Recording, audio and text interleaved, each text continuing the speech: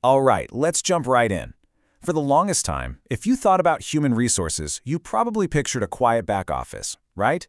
Well, that's completely changed.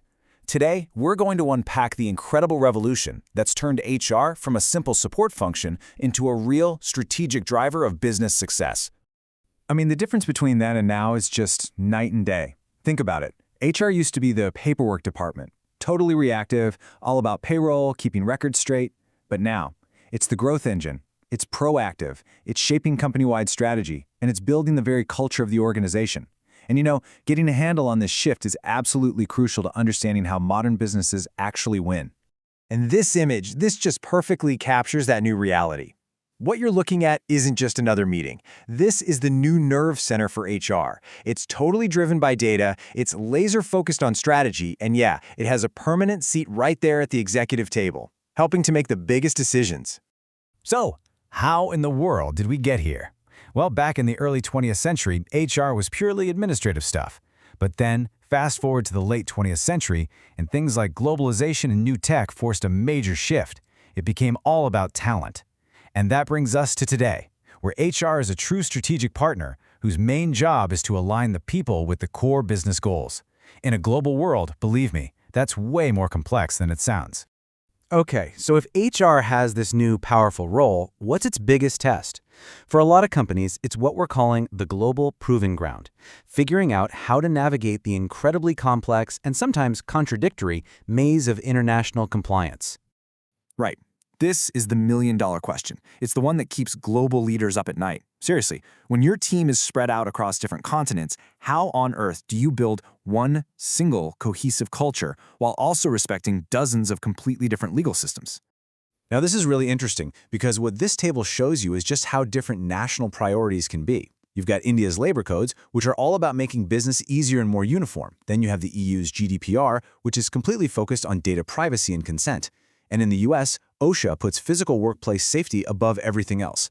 A modern, strategic HR team, they have to be masters of all of these. And this, right here, is the crucial insight. The smartest, most successful companies have totally flipped the script. They don't look at this maze of rules as a headache or a burden. No way. They see mastering it as a genuine competitive advantage, something that builds trust, cuts down on risk, and helps them attract the best talent from anywhere in the world. So the theory is all well and good, but where's the proof? Let's take a look. In this next section, we're going to dive into some real-world lessons from some of the biggest and most successful companies on the planet. First up, Microsoft. When the entire world of work was suddenly thrown into chaos a few years ago, they didn't just tread water. They actually pioneered the modern hybrid workspace we all talk about now. And you better believe strategic HR was right at the heart of that whole transformation. So let's quickly break down Microsoft's playbook here. The challenge, and we all lived through it, was massive. A global pandemic forced a total rethink of work itself. So what was the action? Strategic HR stepped up and designed new, flexible policies. They used digital tools not for spying, but to create a balance between flexibility and accountability. And the result?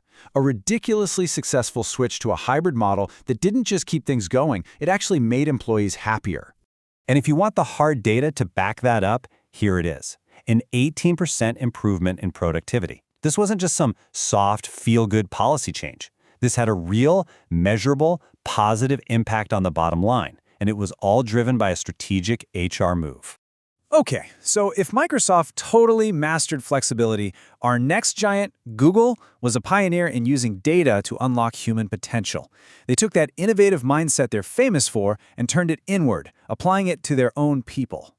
Now, Google's challenge was a classic good problem to have. How do you keep innovating when you're growing at a crazy pace? Their answer was a total game changer they called People Analytics. And this wasn't just about collecting data. It was about making a direct line from HR decisions to actual business outcomes. The result was amazing. Employee engagement shot up, and get this, they actually launched products faster. Better HR literally made them more innovative. So the big lesson from Google is both powerful and crystal clear. Having a happy, engaged workforce isn't just a nice little perk. It's a direct pipeline to more innovation and bigger profits. That idea is the absolute core of their entire strategic HR philosophy. For our final case study, let's turn to the Tata Group, A company that has shown time and time again how a people-first approach can build unbelievable long-term resilience. And their resilience model is just fascinating. So the challenge was how to get through tough market downturns without losing all their best people. Now, the typical corporate reaction is to slash costs, right? Well, Tata's action was the complete opposite. They doubled down. They invested more in employee welfare and in building up their talent pipelines for the long run. The result of putting people first? An almost unbreakable resilience and a deep culture of trust that has become a powerful asset for decades. So we've looked at the history, the global challenges, and these amazing case studies. What's the ultimate takeaway from all of this? It's actually pretty simple. Strategic HR is your competitive advantage. Let's just boil it all down to 4 key lessons that really apply to any modern organization. First, you have to embed HR right into the heart of your business strategy. It can't be an afterthought. Second, start treating compliance as a strategic tool, not just a boring checklist. Third, get good at anticipating and adapting to big disruptions, because that's the new normal. And finally, you have to understand that culture and digital transformation, they are completely non-negotiable if you want to grow. And that really leaves us with one final and I think crucial question for you to think about in your own organization. After everything we've looked at today, is your HR function just a cost center, managing paperwork? Or is it a true competitive advantage, actively driving your business forward?